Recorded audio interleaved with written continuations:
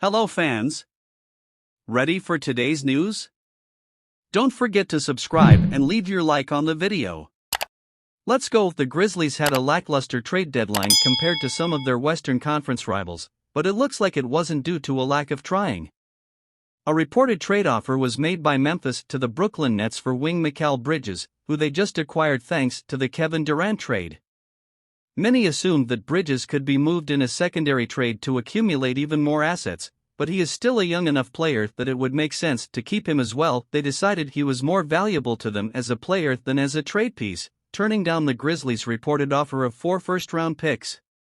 It isn't known how heavily protected the picks were, but giving up 4 firsts of any kind is a lot for a non-star player. Despite the trade falling through, what does this offer say about how the Grizzlies front office views the current squad? Grizzlies showed aggressive approach for first time in years. The initial reaction to the Grizzlies' deadline was disappointing, especially considering all the crazy trades that happened across the rest of the NBA. Luke Kennard was certainly a good fit and at a fair price, but would it be enough to change the trajectory of their season? Probably not. The news that they did try and make a big move for Mikal Bridges indicates a substantial change in philosophy by the front office. Zach Kleiman and the rest of his staff have taken a methodical approach for the past 5 years while building the Grizzlies' current core.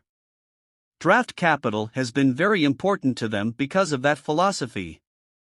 Hearing that they offered all those picks in exchange for an outside player is a huge shift in approach, but a needed one if they want to go from playoff contender to championship hopeful.